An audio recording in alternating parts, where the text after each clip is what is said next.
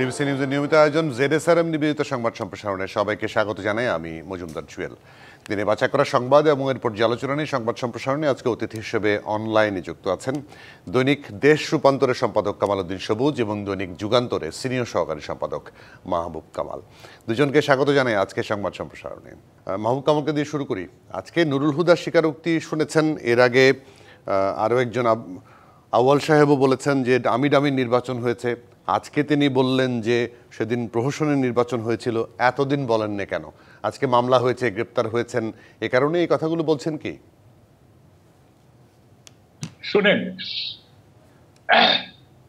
মানে নুরুল হুদা এবং আউয়াল সাহেব, হাবিবুল আউয়াল কি বললেন না বললেন তাতে কিছু যায় আসে না।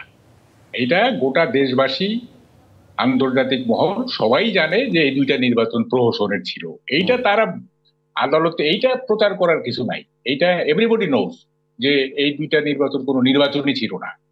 হ্যাঁ, এটা বলার কিছু নাই। দেখেন, এই দুই প্রধান নির্বাচন কমিশনারই নির্বাচনের আগে মিডিয়া ব্যক্তিত্বদের সঙ্গে মত বিনিময় করেছিলেন কিভাবে নির্বাচনটি একটা সুষ্ঠু গ্রহণযোগ্য করা যায়। আবার দুর্ভাগ্য হয়েছিল এই দুই আলোচনাতেই, এই দুই মিডিয়ার সঙ্গে নির্বাচন কমিশনের আলাপে আমার থাকার দুর্ভাগ্য অথবা সৌভাগ্য হয়েছিল। এবং এই দুই প্রধান নির্বাচন কমিশনারই নির্বাচনের আগে মিডিয়ার সঙ্গে যে বসেছিল, সেখানে আমরা সবাই আগামী নির্বাচনটি কিভাবে সুষ্ঠু হতে পারে, কিভাবে গ্রহণযোগ্য হতে পারে, কিভাবে এটাকে আন্তর্জাতিক এবং দেশীয়ভাবে এটাকে গ্রহণযোগ্য করা যেতে পারে, আমরা সবাই যার যার অবস্থান থেকে আমরা পরামর্শ রেখেছিলাম। আমিও পরামর্শ রেখেছিলাম, সবাই আমরা পরামর্শ রেখেছিলাম, আই রিমেম্বার। এবং তখন এই দুই প্রধান নির্বাচন কমিশনার যে বক্তব্য রেখেছিলেন, তাতে মনে হয়েছিল যে তাদের মতো ভালো লোক বোধহয় পৃথিবীতে আর নাই। হ্যাঁ, যে মানে ভাবতে এরকম যে আপনাদের পরামর্শ দেওয়ার কি আছে, আমরাই তো যথেষ্ট একটা ভালো নির্বাচন করার জন্য, মানে এরকম একটা ভাব আর কি। তো যাই হোক, আমরা তো সন্তুষ্ট চিত্তে বেরিয়ে আসছিলাম যে এই মিডিয়ার আলোচনার পরে তো আমরা কি দেখলাম সেটা তো এটার আর বলার অপেক্ষা রাখে না। এবং এটা একটা অকল্পনীয় ব্যাপার। নুরুল হুদা সাহেবের নির্বাচনে বিএনপি মাত্র 5টা সিট পাবে, মানে মানুষের কমন সেন্স বলতে কিছু থাকবে না যে বিএনপির মতো একটা দল, যে দলটা আগের প্রতিটা নির্বাচনে, মানে ফেয়ার নির্বাচনগুলো প্রতিটা নির্বাচনেই আপনার কোনোটাতে একেবারেই কি বলে মেজরিটি হয়েছে, কোনোটাতে আপনার কম ভোট পায়নি, 28 থেকে 30 কখনোই পায় নাই, এবং 40% পাইছে, অ্যারাউন্ড 40% পাইছে। সেই দলটা মাত্র 5টা সিট পাবে, এরকম একটা জিনিস মানে পাবলিককে গেলানো, পাবলিককে এটাকে বিশ্বাস করানো, এইটা কিভাবে প্রধান নির্বাচন কমিশনের কাছে সম্ভব হলো? ইভেন তৎকালীন সরকার প্রধান বা যারা ছিলেন তাদেরই বা কিভাবে এই মানে অসত্য প্রচার করার মানে বোকামি তারা কিভাবে করলেন, এটা কিন্তু আমার মাথায় ঢুকে না। যদি এমন হইতো যে ধরেন যে বিএনপি 70-80টা সিট পাইলো, তাইলেও কিন্তু এক ধরনের বিশ্বাসযোগ্যতা থাকতো, কিন্তু মাত্র 5টা। হ্যাঁ, তো এখন এই যে অপরাধ, হ্যাঁ, এই যে মানে নির্বাচন ব্যবস্থাকে ধ্বংস করে দেওয়া চেষ্টা, হ্যাঁ, এইটা তো মানে ক্ষমার অযোগ্য আমি মনে করি। এটার কোনো ক্ষমা নাই। হ্যাঁ, এবং সে মানে আমাদের প্রাক্তন প্রধানমন্ত্রী যে মানে এই ধরনের নির্বাচনের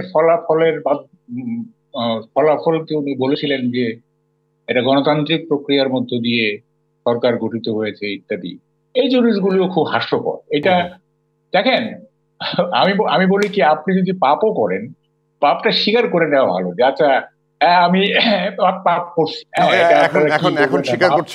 এখন স্বীকার করছেন যে আমরা পাপ করেছিলাম। হ্যাঁ, এখন তো ইট ইজ টু লেট।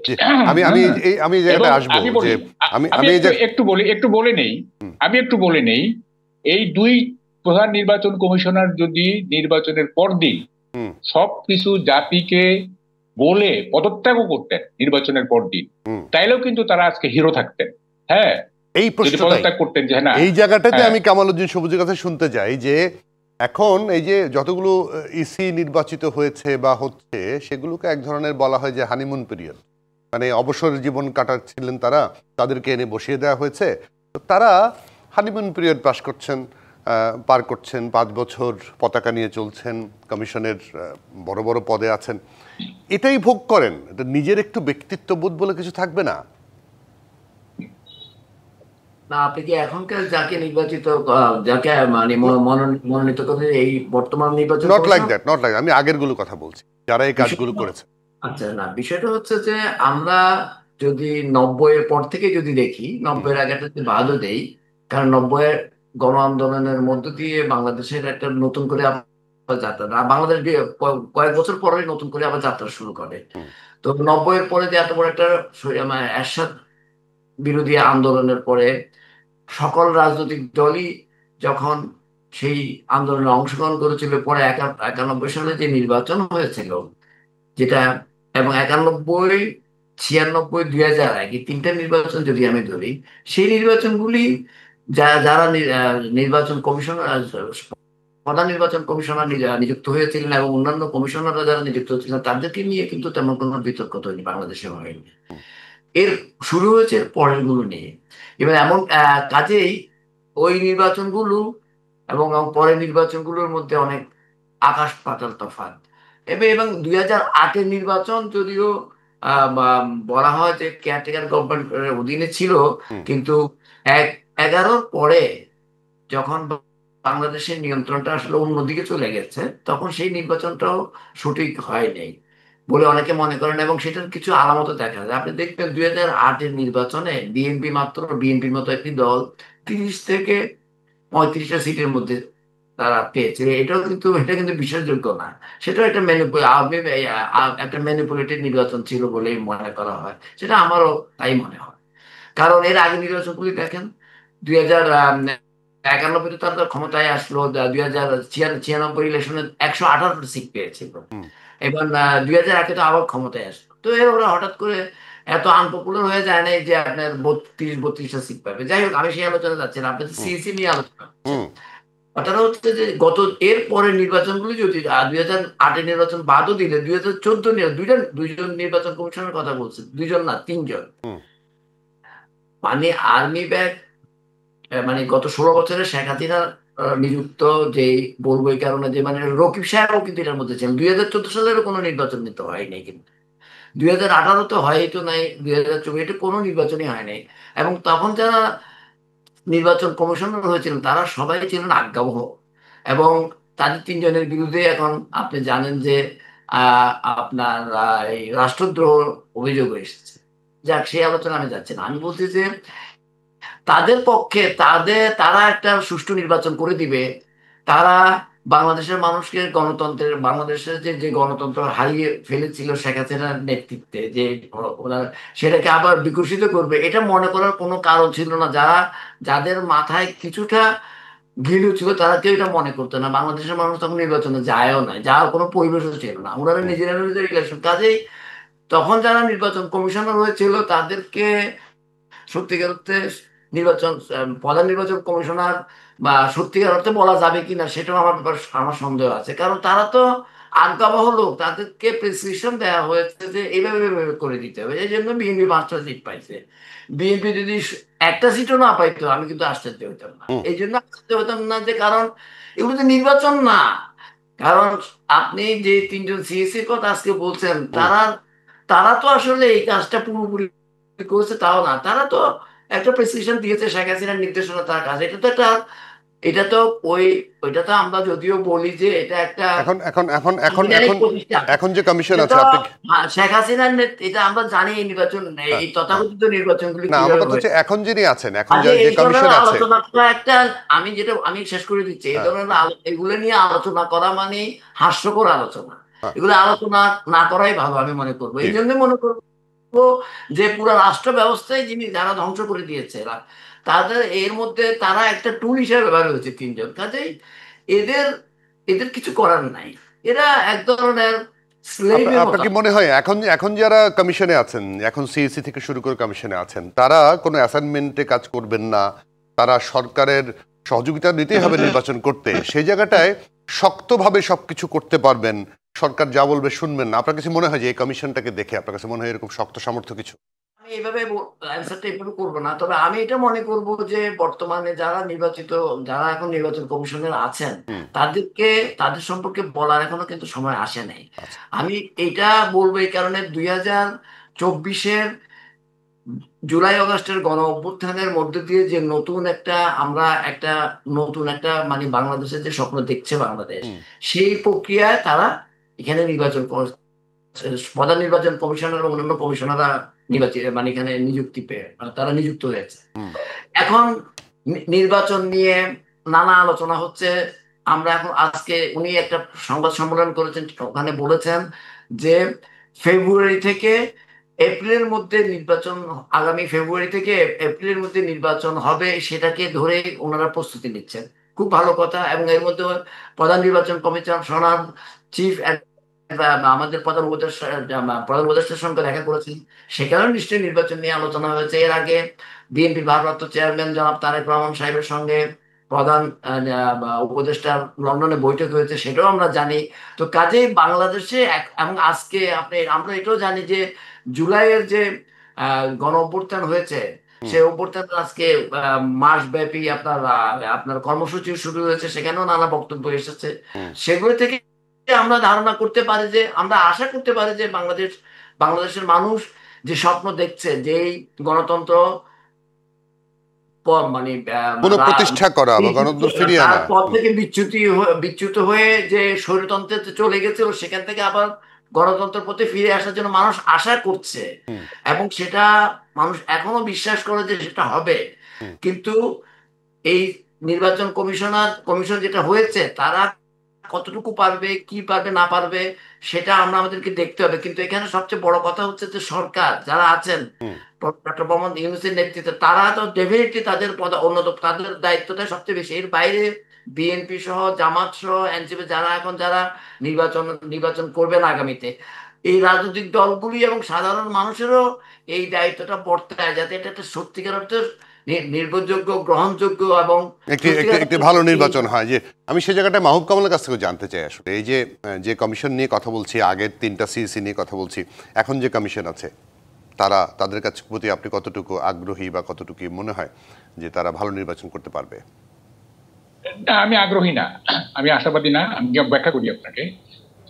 এটা হচ্ছে যে নির্বাচনের কথা বললাম, যেগুলো ফেয়ার হয়েছে 1996, 2001, সেগুলিতে কিন্তু তত্ত্বাবধায়ক হচ্ছে, এবং যারা তত্ত্বাবধায়ক চিফ ছিলেন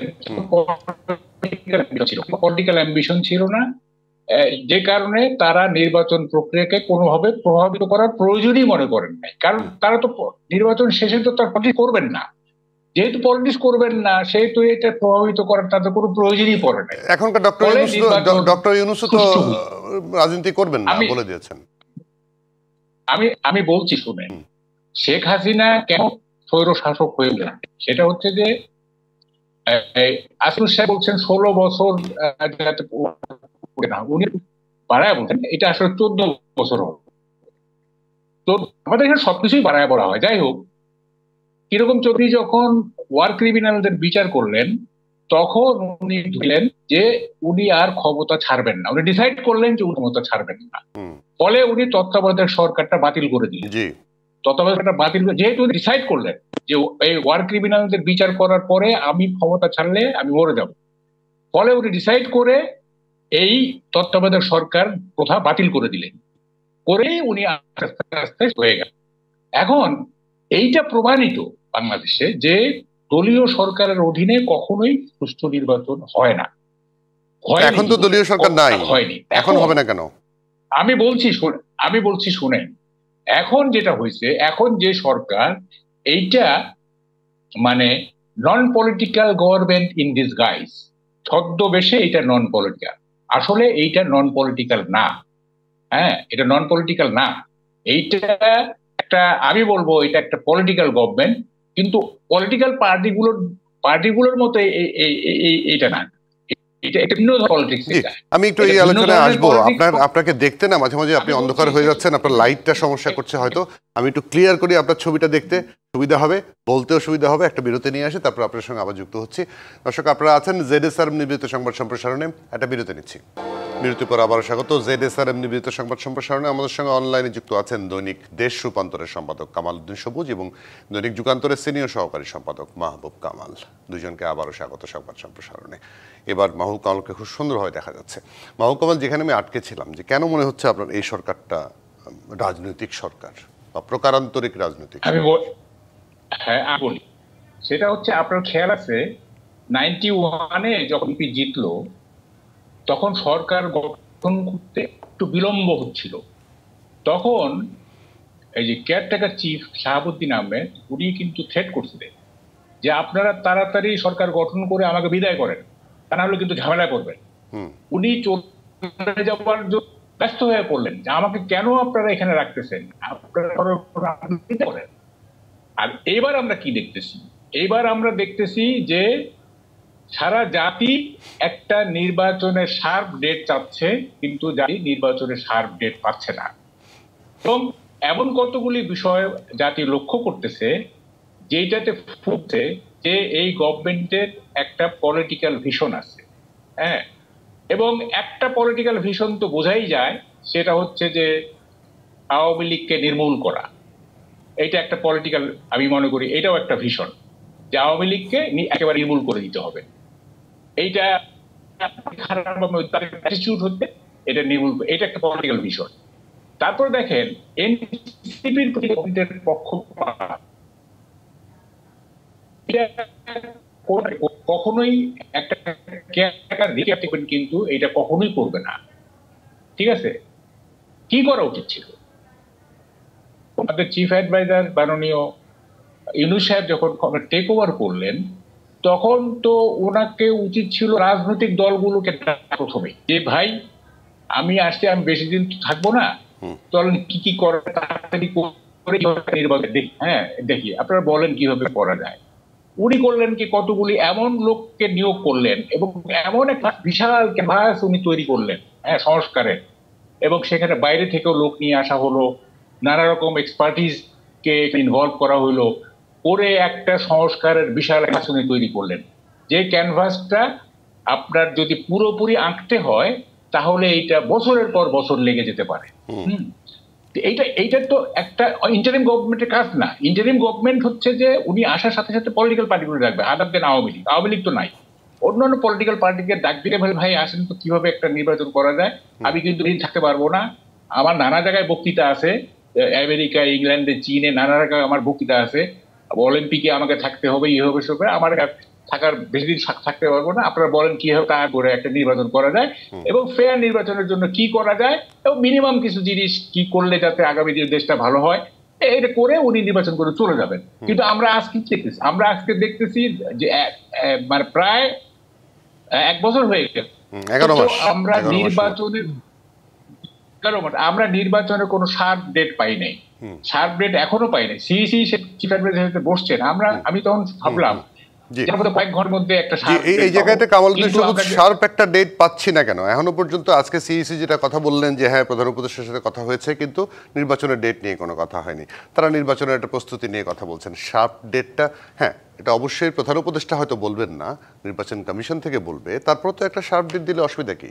হ্যাঁ, ফেব্রুয়ারি 2nd উইক নাগাদ হবে, আপনারা প্রস্তুতি নেন বা এরকম কিছুটা বলা গেলে কি সমস্যা? না, প্রথম কথা হচ্ছে যে আজকে যে সিইসি যে বক্তব্য রেখেছেন যে ওনারা ফেব্রুয়ারি থেকে 2026-এর ফেব্রুয়ারি থেকে এপ্রিলকে সামনে রেখে ওনারা নির্বাচনের প্রস্তুতি নিচ্ছেন। উনি কিছুদিন আগে প্রধান উপদেষ্টা ডক্টর মোহাম্মদ ইউনূস সাহেবের সঙ্গে দেখা করেছেন। সেখানে নিশ্চয়ই, যদিও সব ওখানের আলোচনা সবকিছু হয়তো আমরা জানি না, সেখানে নিশ্চয়ই নির্বাচন নিয়ে কথা হয়েছে, সেটাই অনেকে মনে করে, আমিও মনে করি। কথাটা হচ্ছে যে সন্দেহ আপনি তো করতেই পারেন, কিন্তু কথাটা হচ্ছে যে এখনকার যে সরকার বাংলাদেশে আছে, অন্তর্বর্তীকালীন সরকার, এই সরকারের সঙ্গে অন্য এর আগে যে কেয়ারটেকার যে গভর্নমেন্টগুলো ছিল, যেটা 3 মাসের জন্য আসতো, 3 মাসের মধ্যে নির্বাচন প্রক্রিয়া সম্পন্ন করে তারা চলে যেত, এটার মধ্যে কিন্তু ডিফারেন্স আছে। আর কোন সরকারই কিন্তু নন পলিটিক্যাল সরকার, এটা কিন্তু পলিটিক্যাল সায়েন্সও বলেন। প্রত্যেক সরকারই পলিটিক্যাল গভর্নমেন্ট, এই গভর্নমেন্টেরও একটা পলিটিক্স আছে, সেই আলোচনা আমি যাব না। আমি যেটা বলছি যে আপনি যেটা আমাকে প্রশ্ন করেছেন যে নির্বাচনের ব্যাপারে, এই যে 16 বছরের এই ধরনের মানে ফ্যাসিবাদী শাসনের পর বাংলাদেশ যখন ধ্বংসস্তূপে পরিণত হয়েছে, তখন আপনি কোন সরকারকে যদি 3 মাসের জন্য বসায় দেন, তারা ওই চেয়ার টেবিল ঠিক করতে করতে 3 মাস চলে যাবে। তো যাই হোক, আমি তো আজকে যে বক্তব্য দেখলাম যে জুলাই বার্ষিকী, যেটা গণ অভ্যুত্থানের যে আহ, আহ, বার্ষিকী পালন হচ্ছে, এবং সে যেখানে প্রধান উপদেষ্টা নিজে এই প্রোগ্রামে বক্তব্য দিয়েছেন, উদ্বোধন করেছেন, বেগম খালেদা জিয়া বক্তব্য রেখেছেন, তারেক রহমান সাহেব বক্তব্য রেখেছেন, জামাতের প্রোগ্রাম হয়েছে, এনসিপির প্রোগ্রাম হয়েছে, অন্যান্য, ওখানে সবার মধ্যে একটা জায়গার মধ্যে আমি যতটুকু জানি এখন পর্যন্ত, যে খালেদা নিজেই বলেছেন যে ঐক্য বজায় রেখেই আমাদেরকে নতুন বাংলাদেশ করতে হবে, এবং ডক্টর মোহাম্মদ ইউনূসের মধ্যেও কিন্তু ঐক্যের কথাটা আছে। এবং এখানে বাংলাদেশের এই মুহূর্তে আমি ব্যক্তিগতভাবে মনে করি ডক্টর মোহাম্মদ ইউনূস এবং বেগম খালেদা জিয়া ডেফিনেটলি বাংলাদেশকে একটি নতুন একটা ট্র্যাকে আবার ফিরে আনার জন্য অন্যতম অন্যতম মানে ব্যক্তিত্ব বলে আমি মনে করি আহ, বেগম খালেদা জিয়া। এবং এটা বাংলাদেশের মানুষ বেশিরভাগ মেনেও নেবে। কথাটা হচ্ছে যে নির্বাচনটা লন্ডন বৈঠকের পরে যে ফেব্রুয়ারিতে হওয়ার কথা ছিল, সেটা নিশ্চয়ই চিফ ইলেকশন কমিশনার বা নির্বাচন কমিশন অতি দ্রুত এটার শিডিউল দিবেন, মানুষকে আশ্বস্ত করে। মানুষ তো নির্বাচনের জন্য উন্মুখ হয়ে আছে, এটা ঠিক আছে, কিন্তু আমার কথাটা হচ্ছে যে মানে অস্থির হওয়ারও কিছু নাই। কারণ আছে, আমি কোনো, বিএনপি তো সবচেয়ে সর্ববৃহৎ রাজনৈতিক দল, এটা তো কোনো অস্বীকার করার কোনো জো নেই।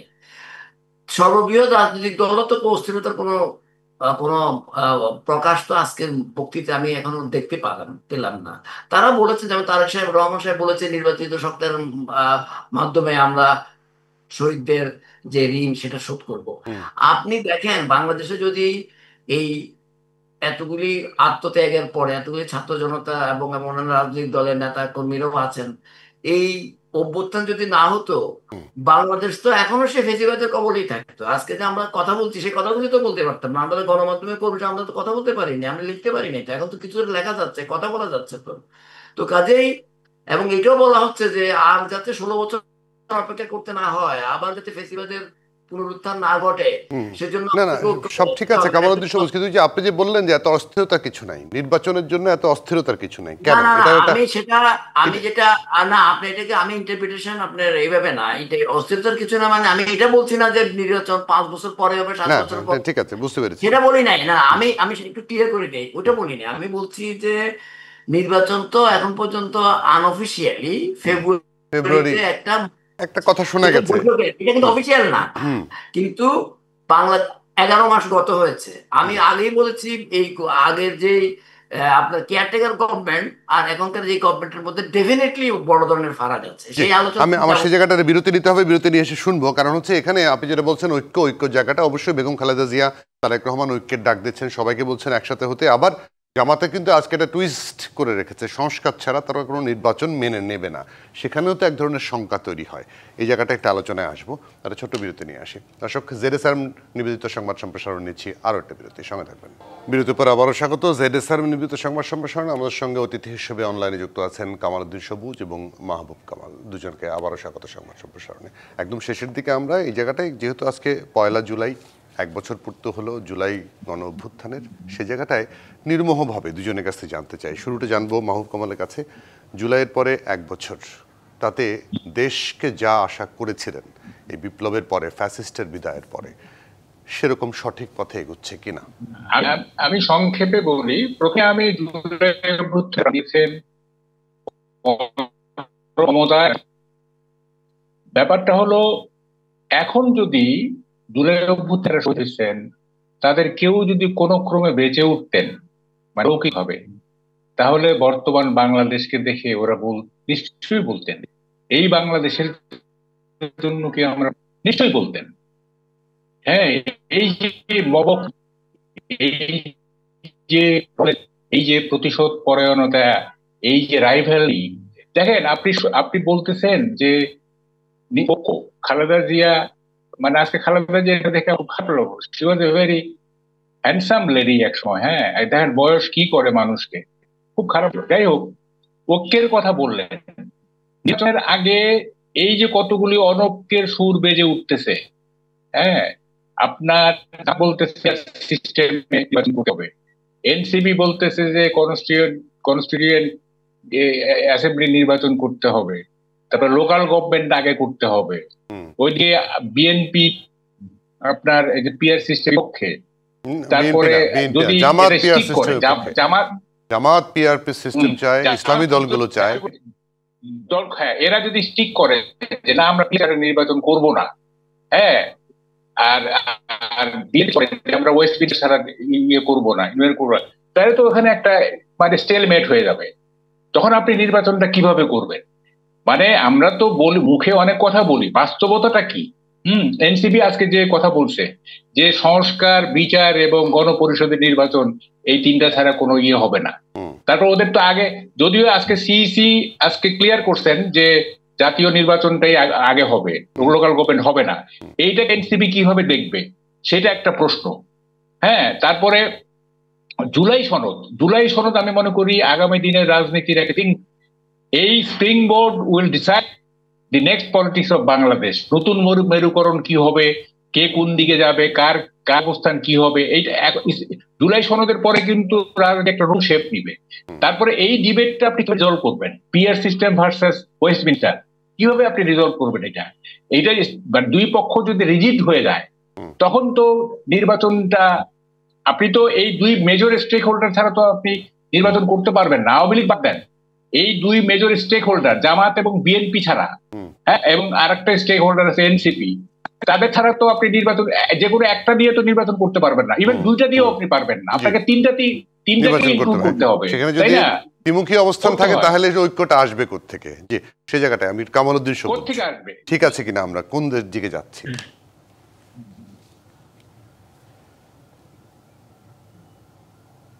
কামালউদ্দিন সবুজ, আপনি কি শুনতে পেয়েছেন আমাকে? জি, না, আমি এখানে কিছুটা আশাবাদী থাকতে চাই এই কারণে যে আজকে যে কথাটা আমি একটু আগে বলার চেষ্টা করেছিলাম, সেটা হচ্ছে ডক্টর মোহাম্মদ ইউনূস এবং খালেদা জিয়া, তারেক রহমান সাহেব সহ তারা কিন্তু ঐক্যের জায়গাটার মধ্যে খুবই গুরুত্ব দিয়েছেন। এই কারণেই দিয়েছেন, ওনারা সবাই এটা বুঝেন, না বোঝার কোনো কারণ নাই যে ঐক্য যদি সুদৃঢ় না থাকে তাহলে কিন্তু নির্বাচনটা করাও কিন্তু সম্ভব না, সংস্কার করাও সম্ভব না, বিচার করাও সম্ভব না, যে ইস্যুগুলি সামনে আসছে আরো অনেক কিছু করাই সম্ভব না। তো যেহেতু এটা ভালো করেই ওনারা বুঝেন, এবং বিএনপি গত দেখেন 2006 পর থেকে তারা কিন্তু ক্ষমতার বাইরে অবস্থান করছে। শুধু তাই না, তাদের কত নেতা কর্মী গুম হয়েছে, হত্যাকাণ্ডের শিকার হয়েছে, জেলে গেছে, তাদের সহায় সম্পত্তি হারিয়েছে, অন্যান্য রাজনৈতিক দলেরও হয়েছে। বাংলাদেশ যদি কোনো কারণে রাজনৈতিক দলগুলোর ভুল বা বর্তমান সরকারের ভুলের কারণে যে ঐক্য তৈরি হয়েছে জুলাই আগস্ট বিপ্লবের গণঅভ্যুত্থানের মধ্য দিয়ে, সেখানে যদি কোনো ধরনের বড় ধরনের ফাটল ধরে, তাহলে কিন্তু বাংলাদেশ আবার কত বছরের জন্য পিছিয়ে যাবে, এটা বাংলাদেশের রাজনৈতিক দল, সর্ববৃহৎ রাজনৈতিক বাংলাদেশ জাতীয়তাবাদী দল সহ জামাত ইসলাম, এনসিপি বা অন্য কারা বুঝে না, এটা বিশ্বাস করার কোনো কারণ, ডেফিনেটলি তারা বুঝেন। তো কাজেই নির্বাচন নিয়ে এখন কিছু অনৈক্যের সুর আমরা মনে হয় দেখতে পাচ্ছি, সংস্কার নিয়ে কিছু অনৈক্যের কথা মনে হচ্ছে, ওই জায়গাগুলো কিন্তু নেগোশিয়েট করা সম্ভব। এগুলো কিন্তু আমার ইচ্ছে করলে যে করা যাবে না তা না। যে জায়গাটা রাজনৈতিক দলগুলি নিশ্চয়ই সে প্রজ্ঞার পরিচয় দিবেন, তারা যেহেতু ফেসিবাদের পুনরুত্থান চান না, ঐক্যতা সুদৃঢ় করতে চান, সেটা হচ্ছে যে নির্বাচনটা ফেব্রুয়ারির মধ্যে যে কথা আছে সেই নির্বাচনটা সেখানে হয়ে যাওয়া উচিত। সেজন্য এখন আবার জামাতের পক্ষ থেকে, আবার অন্যান্য কয়েকটি রাজনৈতিক দলের পক্ষ থেকে বলা হচ্ছে তারা পিআর সিস্টেমের কথা চলে যাচ্ছেন। আসলে এই নতুন এই ইস্যুগুলি আনা উচিত ঠিক হবে না, এই কারণে এটা কিন্তু মধ্যে দিয়ে ছিল না। এখন আবার দেখলাম যে কিছুদিন আগে ইসলামী শাসনতন্ত্র আন্দোলন একটা ঢাকা শহরে অনেক বড় একটা সমাবেশ করেছে, সেখানে সকল বিএনপি ছাড়া বেশিরভাগ অনেক রাজনৈতিক দল সেখানে যে বক্তব্য রেখেছে এবং পিআর পদ্ধতির পক্ষে রেখেছে। আবার তাদের আবার আরেকটা বক্তব্য হচ্ছে যে তারা স্থানীয় সরকারে নির্বাচন করতে হবে, অথচ যদিও আজকে চিফ ইলেকশন কমিশনার বলে দিয়েছেন যে জাতীয় নির্বাচনই আগে হবে। আমি মনে করি জাতীয় নির্বাচনটাকে যে ফেব্রুয়ারিতে বলে সেই নির্বাচন হয়ে যাওয়া উচিত। একটা নির্বাচন বা একটা ধাপ পেরিয়ে তো আপনি বাংলাদেশের 16 বছর বা 20 বছরের সমস্যা সমাধান করতে পারবেন না, বাট লেট আস স্টার্ট। সেই স্টার্টটা শুরু হওয়া উচিত এটা নির্বাচনের মধ্য দিয়ে। যে দলগুলি বলছে সেগুলি সেখানে এই দ্বন্দ্বগুলি, এই বিরোধগুলি মিটিয়ে ফেলা উচিত, নির্বাচনের দিকে যাওয়া উচিত। এই গণতান্ত্রিক প্রক্রিয়াটা চালু হলে বাংলাদেশের অর্থনীতি সুদৃঢ় হবে। হ্যাঁ, ডেফিনেটলি সেখানে একটা ভারসাম্য থাকা উচিত, সেখানে একটা জবাবদিহিতার ব্যবস্থা থাকা উচিত। এই জন্য কিছু সংস্কারেরও দরকার আছে। বিচার প্রক্রিয়া আমরা দেখছি, আমরা বাংলাদেশের মানুষ চাইবে যে আগামী যে ডক্টর মোহাম্মদ ইউনূস সাহেব যদি ফেব্রুয়ারির মধ্যে যদি নির্বাচনটা হয়, তাহলে আর 7 মাস আছে। 7 মাসের মধ্যে দৃশ্যমান বিচার এবং সংস্কারের কিছু দৃশ্যমান উন্নতিও দেখতে চান। তো কাজে মানুষকে তো সেই আস্থার জায়গাটা তৈরি করতে হবে। এখন যদি সেটা যদি প্রলম্বিত করার জন্য নানা নতুন নতুন ইস্যু নিয়ে আসা হয়, নির্বাচনকে শুধু শুধু ঝুলতে থাকবে এবং অনেক আরো বাড়তে পারে বলে আপনাদের আশঙ্কা। নির্বাচনটাকে আমাদের সবুজ একদম মাহবুব কামাল, দুজনকে অনেক ধন্যবাদ। সময় একদম শেষ, আর কথা বলতে পারছি না। আপনাদেরকে অনেক ধন্যবাদ, কৃতজ্ঞতা আমাদেরকে সময় দেওয়ার জন্য।